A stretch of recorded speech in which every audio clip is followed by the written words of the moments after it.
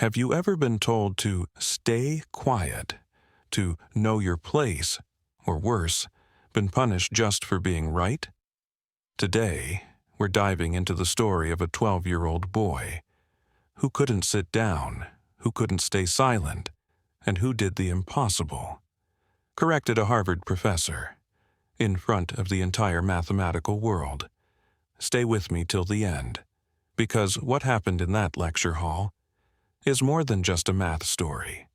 It's a story about courage, injustice, and how one small voice can shake the foundations of power. Before we dive in, if you believe every genius deserves to be heard, hit that subscribe button and help this channel reach 1,000 subscribers, so I can keep bringing you more stories like this.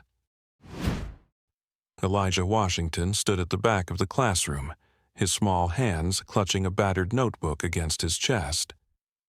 The other kids barely noticed him anymore. To them, the sight of Elijah standing for hours had become just another odd thing about the quiet black kid who didn't talk much. Mr. Washington, Mrs. Patterson's voice cut through the afternoon haze, sharp but tired. There's an empty seat right here. You're making the whole class uncomfortable. Elijah's heart thudded. Not again. He glanced at the chair. The thought of sitting made his stomach twist, but he kept his voice steady, eyes fixed on the equations scrawled across the chalkboard. "I'm fine standing, ma'am." What he didn't say, what he never said, was that sitting felt like being stabbed in the spine with 1,000 needles. The nerve damage from last year. It hadn't gone away, it had gotten worse. And worst of all, no one cared. At home, Grandma Louisa placed a worn cushion on the floor where Elijah did his homework, lying flat on his stomach. "How's school today, baby?" she asked gently, setting down a plate of fried chicken and mashed potatoes. Her hands trembled a little arthritis, but she never let him see her struggle.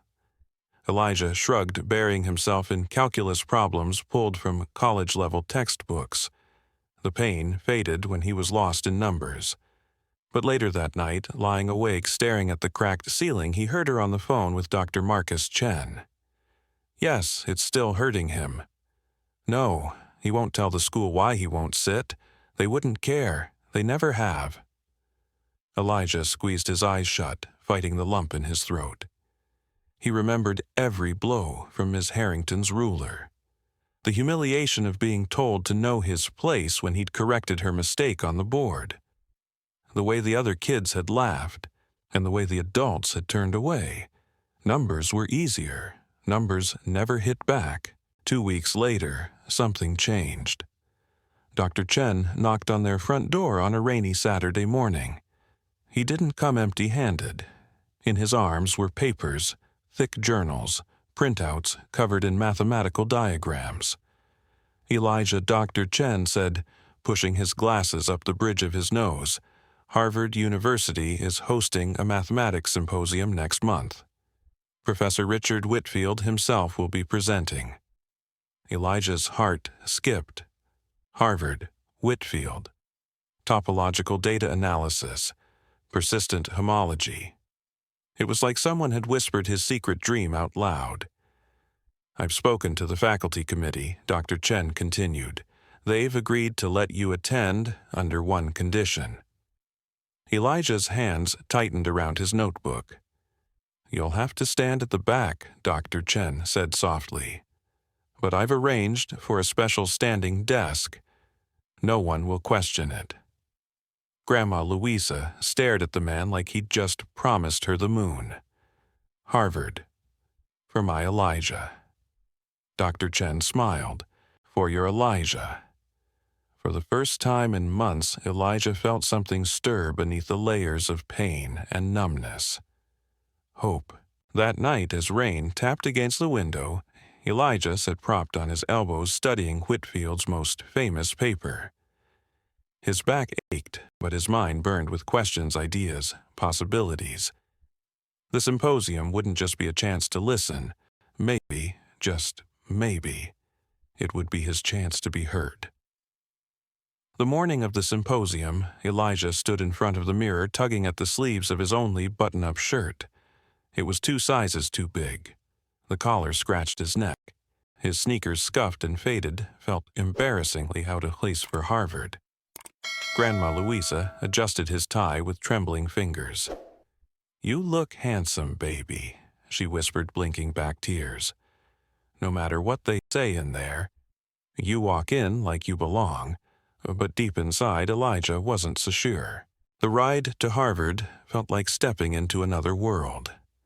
Towering, red brick buildings, students with expensive laptops, laughter echoing from open windows. Elijah clutched his notebook tighter as they passed groups of young adults chatting about summer research programs and internships at NASA. "You nervous?" Dr. Chen asked from the driver's seat. Elijah nodded silently. "Good," Dr. Chen smiled. "Means it matters." Pierce Hall loomed like a cathedral of intellect. Inside, the air buzzed with academic arrogance. Grad students in tailored suits, professors with silver hair and expensive watches. Conversations in the hallway tossed around words like manifold approximation, quantum data filtration, and stratified homology. And then there was Elijah. A 12-year-old black kid from a low-income neighborhood wearing oversized clothes and holding a second-hand notebook. Heads turned. Whispers started. "Is this a school tour or something?" A grad student sneered. "Outreach program," maybe another chuckled. Elijah kept his gaze low, but every comment lodged like a stone in his chest. Then came the voice that made the room still. "Marcus, I wasn't aware today's lecture was open to visitors?" Professor Richard Whitfield, tall, silver-haired, expensively dressed, with eyes as sharp as his reputation for brilliance and cruelty. Dr. Chen stood a little straighter. "Richard, this is Elijah Washington, the student I emailed you about." Whitfield's eyebrows lifted in amused disbelief. "You were serious." He let out a short, cold laugh. "Well, I hope the boy can keep up.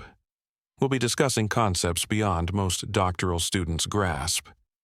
The sarcasm hung thick in the air. Elijah's cheeks burned, but he bit his lip and said nothing. At the back of the lecture hall, true to his promise, Dr. Chen had arranged a small standing desk for Elijah. No one else stood with him. Alone, he opened his notebook, ready to take notes. Ready to survive. Professor Whitfield began. For the first 10 minutes, Elijah barely heard the words. His heart pounded too loudly. But as the equations began appearing on the giant projection screen, everything changed. Homology groups, boundary operators, topological filtration parameters. The noise of the room faded. Elijah's mind slipped into the pure language of mathematics. This was his world. Here he wasn't poor, wasn't broken, wasn't just a kid with a back injury and a notebook full of scribbles. Here, he was powerful. Whitfield's voice grew more animated. "And here, we arrive at the boundary conjecture that's stalled research for over a year," he announced, dramatically pacing the stage like a showman. "An unsolvable problem, so far." The equation filled 3 entire screens. Complex, dense, intimidating. Gasps and murmurs spread through the room. Elijah's heart skipped, because where the rest of the room saw complexity, he saw a path. A flicker of understanding sparked at the edge of his mind. His pencil began to move. Fast, precise, confident. The page filled with symbols as fast as he could write. For the first time all day, Elijah smiled. As Elijah's pencil danced across the page, he barely noticed the rising tension in the lecture hall. Whitfield continued explaining his convoluted framework, layering complicated models on top of each other like bricks on a crumbling wall. His voice rose with each failed workaround, each frustrated gesture toward the screens. "The issue lies here. Whitfield declared, pointing at a section of the equation that had stumped his team for months. Persistent homology conflicts with the manifold's dimension, constraints in higher-order filtration models. No viable solution exists. Yet. Graduate students shifted uncomfortably in their seats. Some scribbled half-hearted notes. Others just stared at the floor, unwilling to risk a wrong answer in front of Whitfield's cutting sarcasm. Meanwhile, at the back, Elijah filled page after page. His mind raced faster than his hand could write. The solution wasn't out of reach, it was right there unfolding with crystal clarity. He bit his lip, hesitating. What would happen if he spoke up? Flashback surged the classroom with Miss Harrington, the ruler slamming against his back, her furious voice. "Stay in your place, Elijah." The memory burned. But then, a soft voice interrupted his spiraling thoughts. "Elijah, Doctor," Chen whispered beside him, having glanced at his notebook. "Is that your approach to the boundary problem?" Elijah nodded, eyes wide but certain. Dr. Chen's gaze sharpened. "Elijah, you're seeing something no one else in this room does." Before Elijah could respond, Professor Whitfield's frustration peaked. 18 months, Whitfield barked. 18 months of research from some of the brightest mathematical minds, and still no solution. A bitter laugh followed. "If anyone at all has an idea worth sharing, speak now." Silence. Not a single hand went up. Not from the graduate students, not from the visiting faculty. Not even from Aisha Johnson, the one graduate student bold enough to challenge Whitfield occasionally. Whitfield scanned the room. His gaze passed over Elijah without stopping. No one expected the boy at the back to contribute. No one except Dr. Chen. Elijah's heart thudded louder than ever. His hands trembled. This was it. The choice, to stay silent or to risk everything. Elijah's breath caught in his throat. For half a second he thought about lowering his gaze, about burying his discovery like so many times before. But then he thought about Grandma Louisa sewing that cushion so he could do homework without pain. He thought about lying awake at night working through equations in his mind just to escape the world outside. He thought about all the times he was told, "Be quiet. Know your place. Stay small. Not today." Elijah lifted his hand. Slowly, deliberately, trembling but high. The movement was small, but the ripple it caused in the room was seismic. Heads turned. Conversation stopped mid-word. A few people even laughed quietly in disbelief. Whitfield froze mid-sentence. His face twisted into something between surprise and amusement. Well, look at this," he said, sarcasm dripping from every word. "Our guest from the back row has something to contribute." A few students chuckled. Some whispered, "Elijah, you don't have to," Dr. Chen whispered urgently, but Elijah shook his head. "I do." His voice cracked, but it carried. "I think I found a solution," Elijah said louder this time. Gasps. Audible gasps. The entire room held its breath. Whitfield crossed his arms, smirking like a man ready to crush a dream. "Well, then," he said mockingly, "by all means, enlighten us." Elijah's legs shook as he stepped away from his standing desk. Every step toward the front of the lecture hall felt like wading through wet concrete. His back screamed in protest, sharp pain radiating down his spine. But Elijah kept walking. Dr. Chen moved with him, hovering protectively nearby, but saying nothing more. Whitfield stood near the podium, arms crossed, wearing a smirk as sharp as any knife. "Elijah is it," Whitfield said loudly enough for the whole hall to hear. "Do you need me to adjust the font size on the board for you? Or perhaps explain the definitions before you start?" Laughter rippled through the crowd. Elijah's face flushed deep red, but he didn't flinch. "No, sir," he said, voice steady despite the tremor in his hands. "I just need to borrow your marker." That earned a few surprised glances. Without waiting for permission, Elijah took the marker and turned to the giant digital board. The air in the room seemed to thicken. At first, he carefully copied Whitfield's original equation, the unsolvable problem that had stumped mathematicians for over a year. And then, he began to change it. One line at a time, one transformation at a time. His hands, once trembling, now moved with shocking speed and certainty. Symbols flowed across the board like music notes on a staff. Simplifying, redirecting, reframing. Graduate students leaned forward. Pens froze mid-air. Aisha Johnson stood from her seat, her eyes widening with each new step Elijah wrote. This isn't in the literature," she whispered under her breath. Professor Gonzalez, seated near the front, tilted her head, studying the evolving equations with growing astonishment. Even Whitfield, the mighty Whitfield, took a step closer to the board, his smirk fading inch by inch. Elijah spoke softly as he worked, narrating each transformation. "The problem isn't the homology groups themselves, it's the filtration pathway. Your framework tries to force a uniform progression, but if you allow adaptive filtration shaped by intrinsic geometric density..." He paused for breath, grimaced against the sharp pulse of pain in his back, and kept going. Then the contradictions resolved naturally. Another gasp from the audience. Several graduate students began frantically flipping through their notebooks, trying to follow. Aisha reached for her laptop, running a quick simulation of the first few steps Elijah outlined. Her eyes widened. "It's working," she mouthed. Whitfield's face had drained of color. Slowly, the man walked closer, squinting at the board like he couldn't believe what he was seeing. "This violates 3 assumptions from my initial model," Whitfield said, at last, voice low. "Yes, sir," Elijah said quietly, turning to face him for the first time.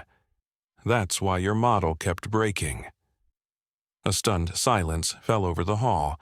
The boy had just corrected Richard Whitfield. Publicly. In front of the entire academic elite of Harvard.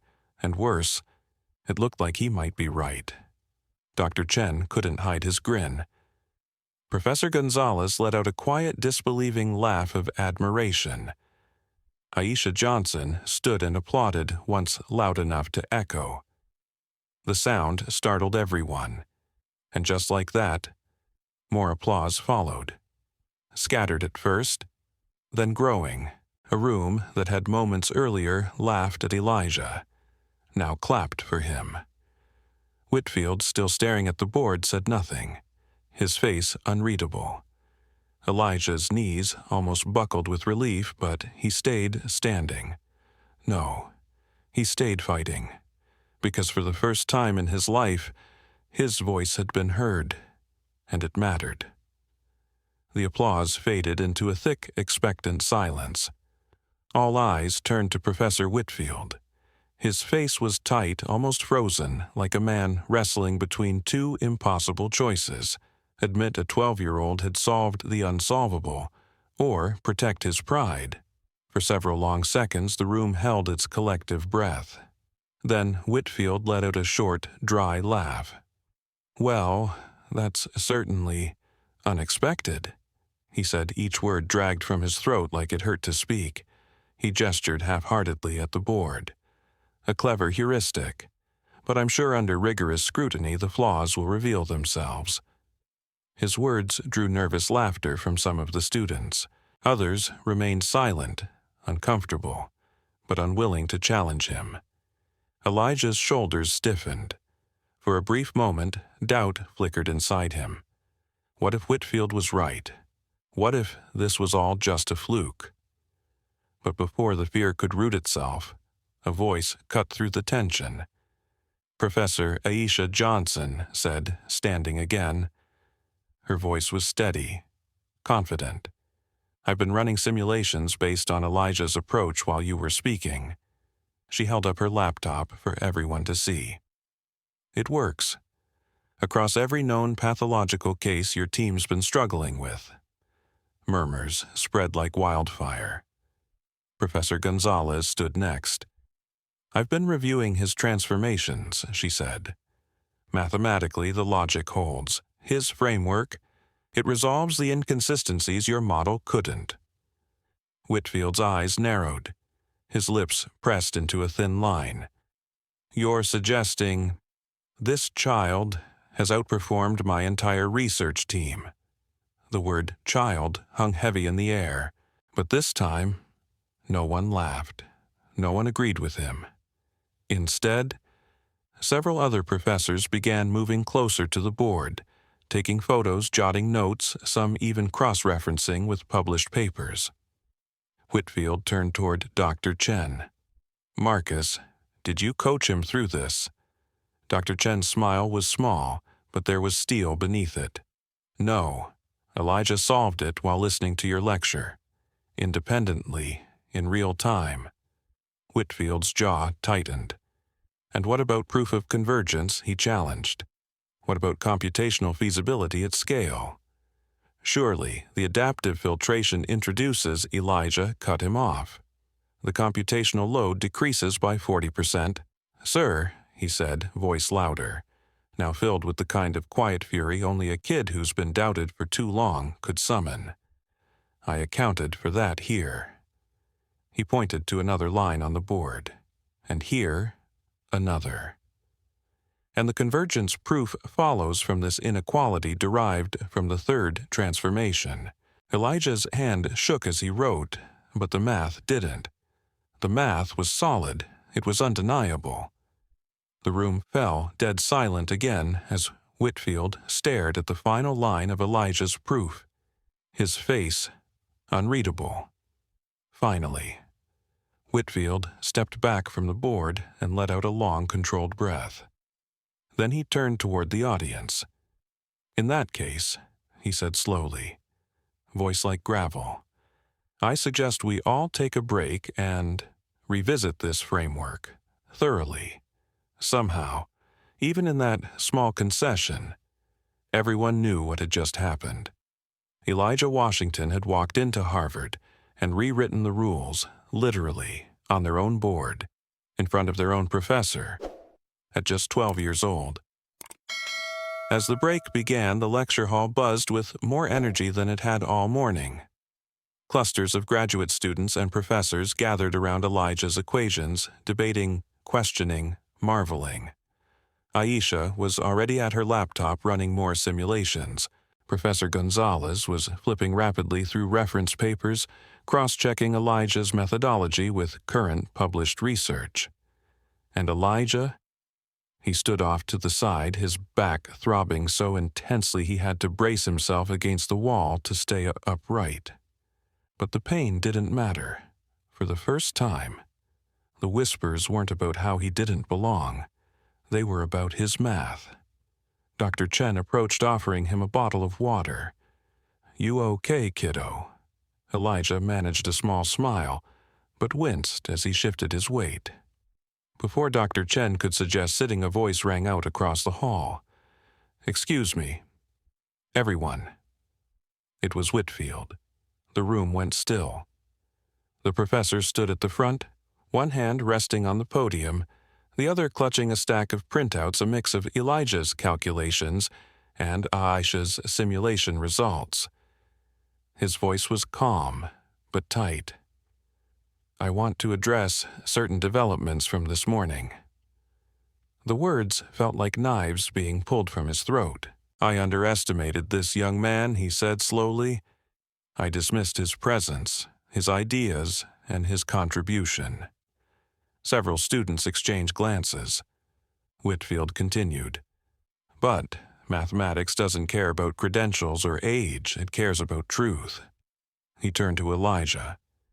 And the truth is, your framework holds.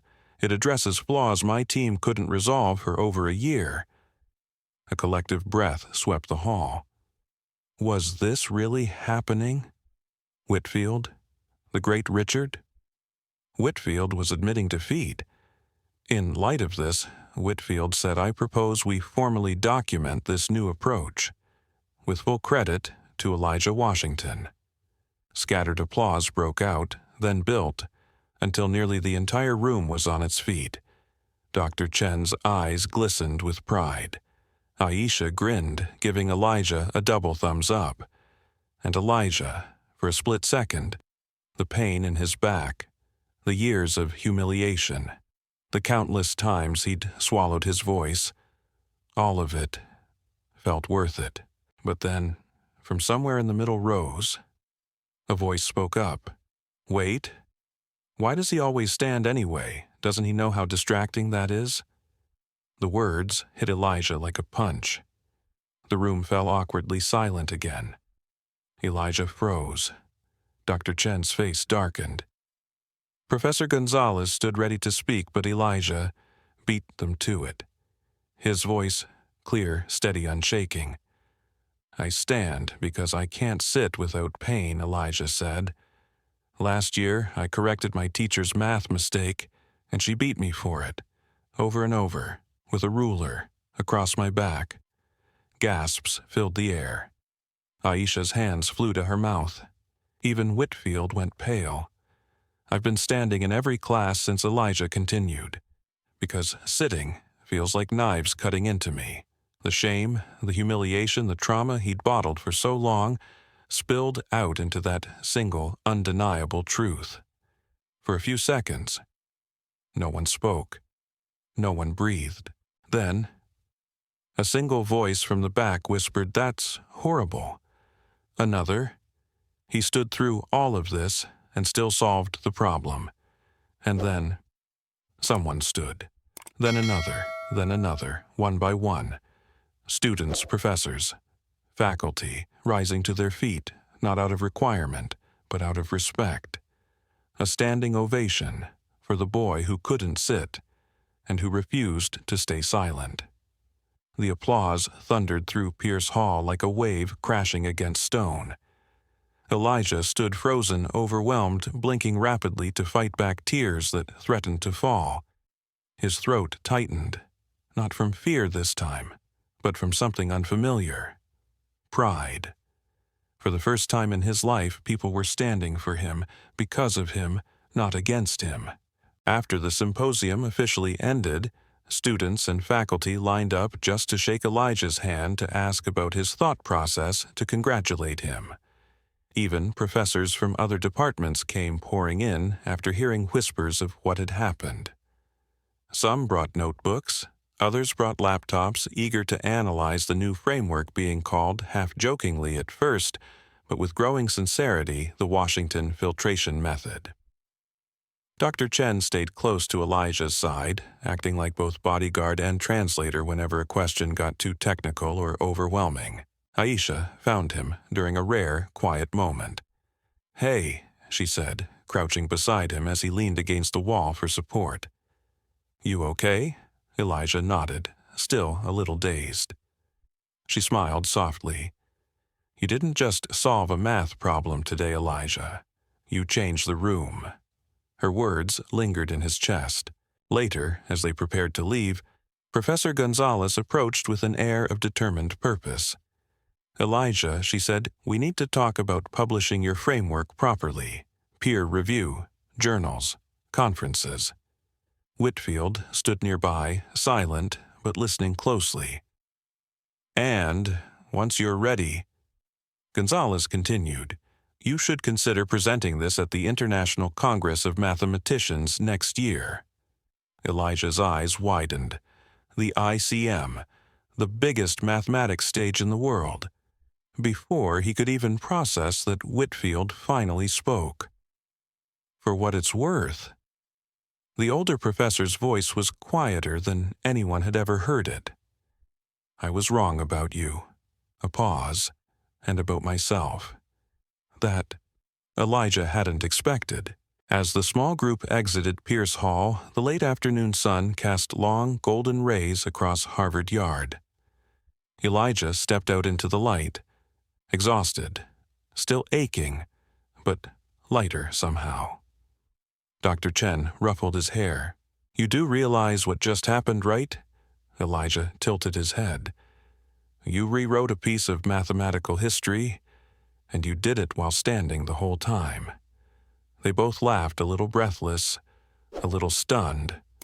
For the first time in months, Elijah didn't feel small, didn't feel broken, didn't feel like the kid who always stood at the back of the room.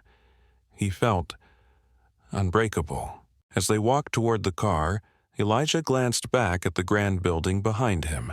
For years, that kind of place felt like it belonged to other people. But not anymore. Not after today. Now, it belonged to him too. That night, back home in their tiny apartment, Elijah sat at the kitchen table staring at his notebook. Pages filled with scribbles, equations, half-finished proofs, evidence of months, even years of silent battles, fought with numbers instead of words. Grandma Louisa placed a plate of cornbread and collard greens in front of him. "You're not eating," she said softly, sitting across from him. Elijah looked up, blinking as if waking from a dream.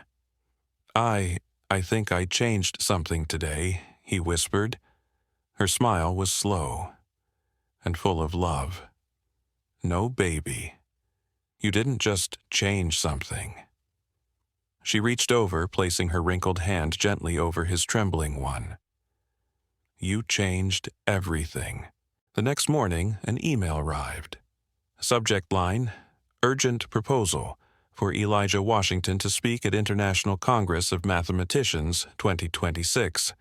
Sender: Professor Maria Gonzalez. Elijah stared at the screen, heart pounding, hardly believing what he read. His mind raced. Could he really stand in front of the world's top mathematicians? Could he share his framework on a global stage? Then he remembered something his father once told him before the accident. Mathematics doesn't care about age, color, or background. It only cares if you're right. And Elijah was right. As the sun rose over the city, Elijah pulled out a clean notebook, flipped to the first page, and wrote 3 words in bold capital letters: "Let them see." Because from now on, he wasn't going to hide anymore. Not from pain, not from people, not from possibility. The boy who refused to sit down was about to stand tall, in front of the entire world. Elijah's story isn't just about math. It's about standing up when the world tells you to sit down. It's about speaking the truth even when it hurts. And most of all, it's about never letting someone else's doubt become your limitation. Because sometimes the smallest voice in the room carries the biggest truth. So if this story moved you, if you believe more people need to hear about kids like Elijah, please hit the like button, share this video with someone who needs inspiration, and most importantly, subscribe to this channel. We're on a mission to reach 1,000 subscribers, to keep telling stories that matter. Stories that make you feel, think, and maybe change the way you see the world. Thank you for watching, and I'll see you in the next story.